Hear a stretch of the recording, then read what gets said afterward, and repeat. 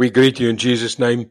Thank you for the honor and the privilege that we have to spend the next 25 minutes with you around the Word of God. Whether you listen on the WhatsApp medium, Joy Gospel Radio, on the internet, through YouTube or Spotify, you can just search on YouTube and Spotify, Kimberley Christian Network, and you'll find us under the Joy Gospel Radio banner if you miss any episodes. I think before we continue, let's just pray together. Father God, in Jesus' name, Lord, thank you for your grace and your mercy. Thank you, Lord, that we can come boldly before you, declaring that we are in need of your guidance. We are in need of your protection. We are in need of, Lord, you just walking out in front of us. We declare, Lord, that we are nothing without you. And I pray, Lord, now that the words of my mouth and the meditation of my heart will be acceptable to you. And Lord, that whatever I say will be under your grace. In Jesus' name. Amen and amen. Well, my friend, we've got a few minutes that we can share some thoughts with you. And last week we started off and we continue on the theme, God Almighty.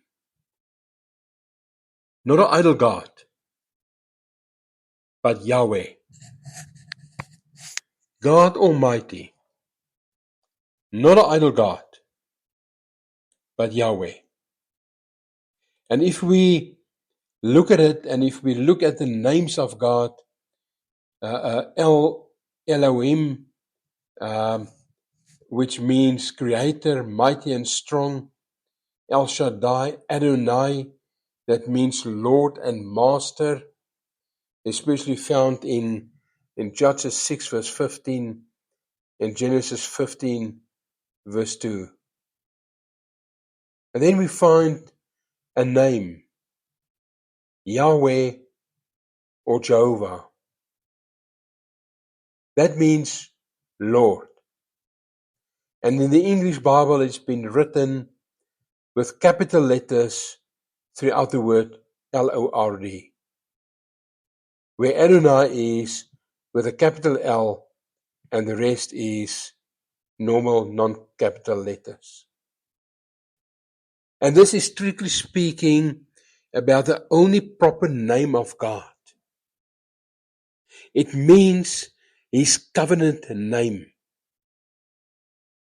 And that's why I say, if we can give, and if you allow me to give a title to what we're busy discussing, it says God Almighty. He's not an idol God. He's Yahweh. He's Jehovah. You see, my friend, the other faiths, the Hindu, the Buddhist, the African culture and beliefs, the self-righteous ones, the Satanist, the Muslim, everyone talking about a God or a Lord. Now, you don't be fooled that the word Lord or God is the same word used by all other religions. If we talk about our God, if we talk about our Lord, we talk about Yahweh or Jehovah. Do I want to go back to the Old Testament times? No. I want to lay the foundation for you. Because next week we're going to discuss the concept of idols. What does the Bible say about idols? What is the worship of idols? And we see that in Psalm 33 verse 16 to 22. This is the base scripture that we used last week also. It says the best equipped army cannot save a king, nor is great strength enough to save a warrior. And I said it last week, but I'm saying it again. It's interesting that the Bible warns us against putting our trust in men. Because the strongest, the greatest, the most powerful warrior in the history of this world will have to submit to Yahweh or Jehovah. Will have to submit to the Lord God Almighty, the Creator of heaven and earth. It is interesting that a great warrior and a great king like Alexander the Great, on his deathbed he called his 4 generals. And Alexander the Great had everything in his hands. He had all the power, all the authority, everything. But number one, he died. And he never rose again. If we look at Allah or Muhammad, he died. And he never rose again. If you look at Buddha, if you look at forefather spirit worship, if you think of all the false gods that they exalt on a pedestal, the moment that they die, they die. Think of the Hitler that was this mighty warrior, this mighty statesman, this mighty general with a vision to take over the world for Germany. And when he pulled that trigger, everything collapsed. And I want to bring you back to the words of Jesus before he died. He said, all authority has been given unto me. I'm giving it to you. Because the grave is empty. There's sufficient proof. Forget about the Bible proof, the biblical proof. There's sufficient historical proof that Jesus Christ is alive. And if you think of Alexander the Great at his deathbed, when he called his 4 generals together, he said to them, this is my wish for my funeral. My doctors must carry me to the grave so that I can show everyone the best doctor will not keep me alive. We've got the best doctor. His name is Jesus Christ. Jehovah Jireh, the Lord, my provider. The Lord, my healer. The Lord, my protector. He said the second thing that must happen is, I want my hands outside of my coffin, that people can see I take nothing with. And Jesus sent us out and he say, gather pearls of righteousness. Spread the gospel. Bring people to me, introduce people to me. Because that we can take with. You see, my friend, no matter who we are, no matter what we do, our army, our great strength, our mental capacity, our money cannot save us. Verse 17 of Psalm 33 says, don't count on your horse to give you victory, for all its strength cannot save you.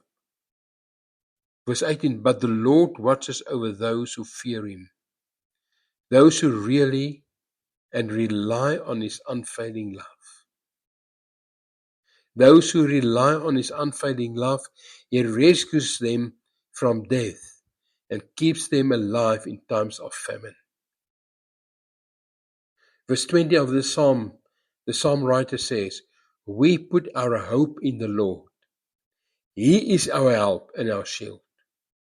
In him our hearts rejoice, for we trust in his holy name. So you see, it's important that we clarify that we worship the Almighty God and not an idol. Next week we'll speak about the idols. And that's what the Lord said to Moses when Moses said to the Lord, who will I say? Who's sending me back to Egypt to lead Israel out from bondage? And in Exodus 3 verse 14 and 15, God said to Moses, I am who I am. You will say to the Israelites, I am has sent me to you. And the moment that Moses said to the leaders of Israel in Egypt, I am who I am, has sent me to you, they knew immediately he spoke about the God of their fathers, the God of Abraham, the God of Isaac, and the God of Jacob. They knew exactly it was Yahweh, Jehovah. It means the Almighty One, the Creator One, the one without end, the one that says, I am who I am, has sent me to you. We also know that this is the covenant name of God. The people of Israel, God's own treasure, didn't know the real Lord God to save them from Egypt's bondage and enslavement when they moved into the wilderness. And we see it that the moment when they were frustrated, they rebelled against Moses. They rebelled against God. And for 400 years when Israel were in Egypt, they were bombarded and they were manipulated with these gods, these false gods. And I said it last week and I'm going to say it again. You and I are bombarded with these gods. The God of prosperity. If I'm prosperous, then God is with me. It's a lie. This God of prosperity that I must be rich.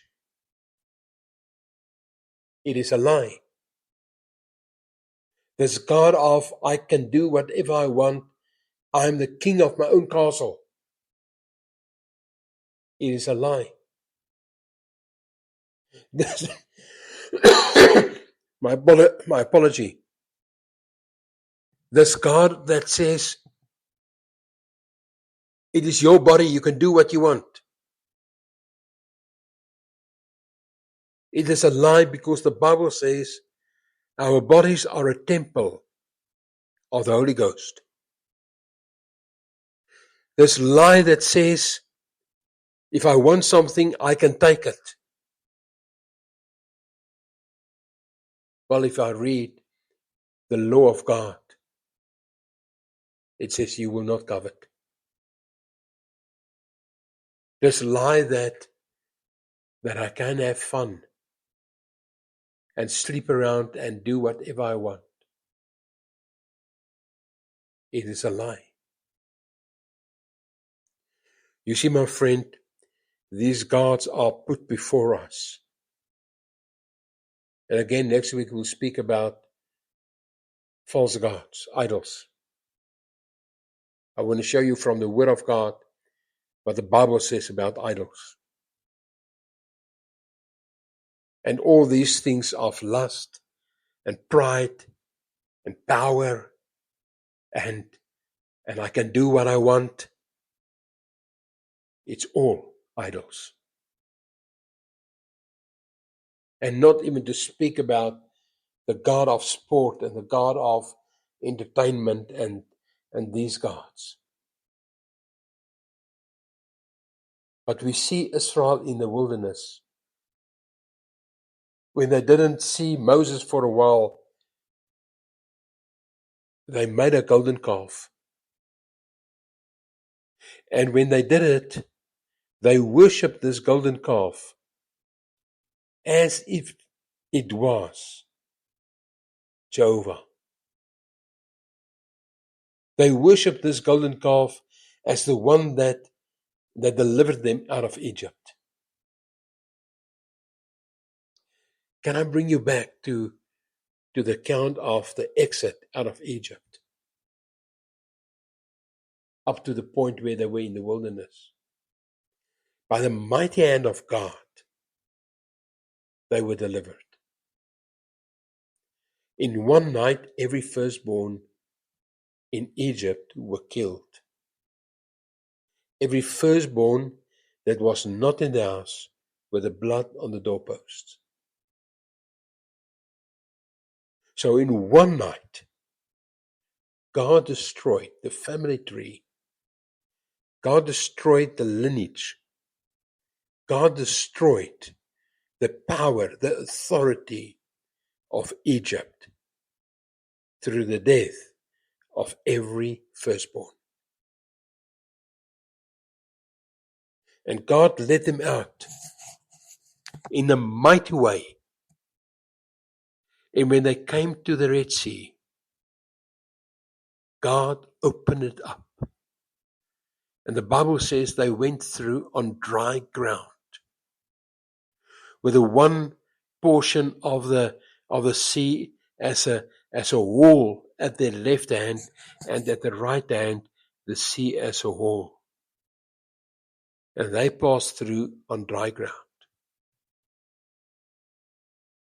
And when the enemy came, the enemy Egypt that put their trust in the horses, that put their trust in their power, that put their trust in their military skills, that put their trust in their wisdom,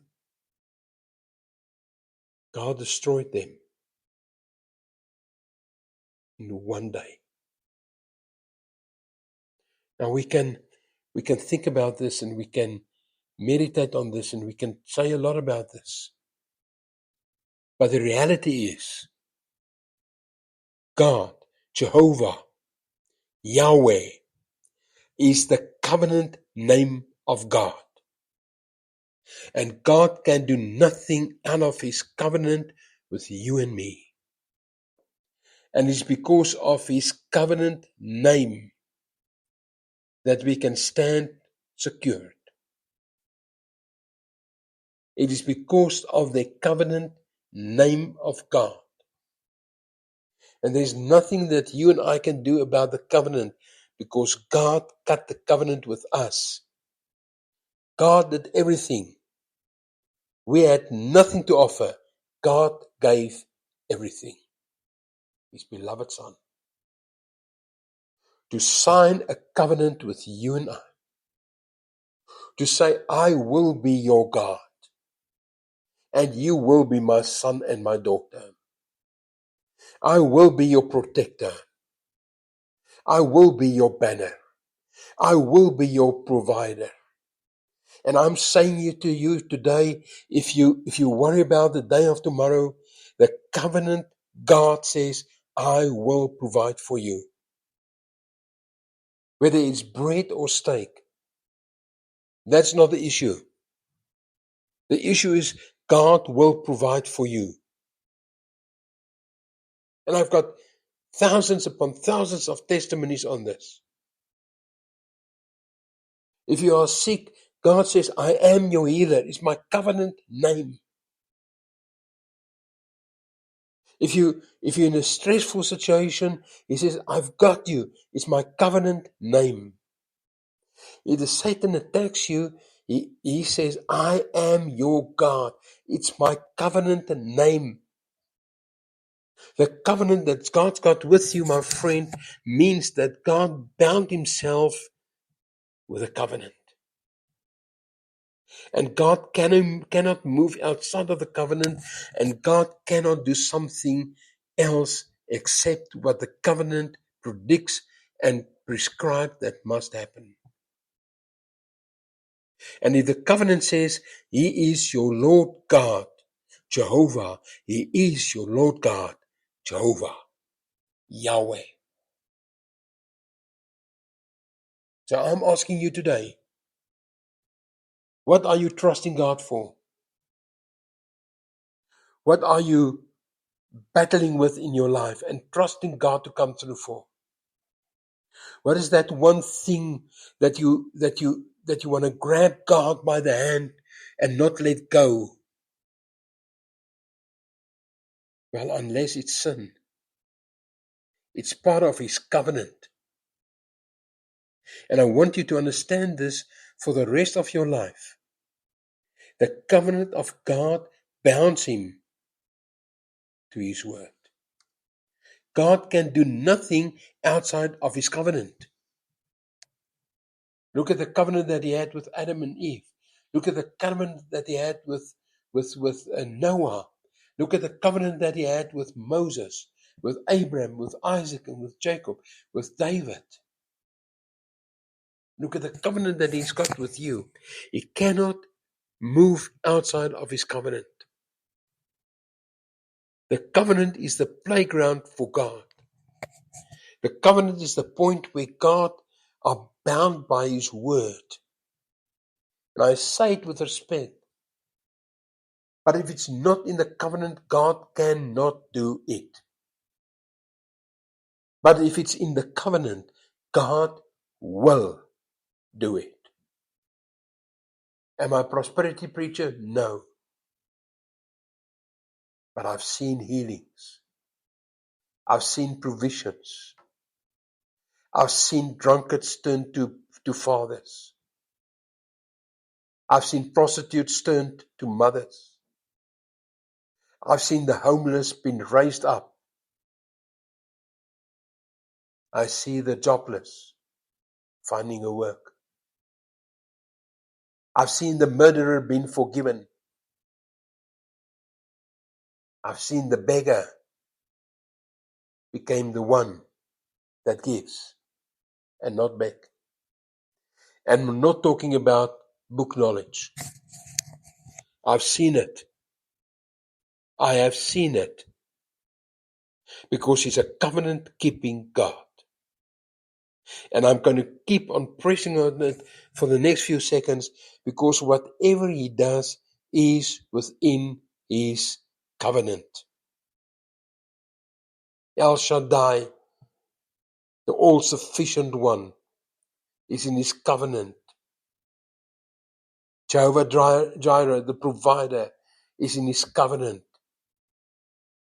Jehovah Yahweh Rapha is in his covenant, the healer. Jehovah Nissi, Yahweh Nissi, is the banner. It's in his covenant. He's the banner over you. Yahweh Rav, he's your shepherd. Yahweh Shalom, he's your peace. And then he says, I am El Olam, the everlasting God. My friend, I'm going to end off with these words. And I want you to write it down. I want you to meditate on this. And I want you to stand firm on it. God's got a covenant with you. And he's bound by his covenant. Trust him. Trust him. He will come through for you. May you be blessed. May his grace and his mercy be upon you till we speak next week. Remember, We care about you. May His grace and His mercy be yours. Shalom.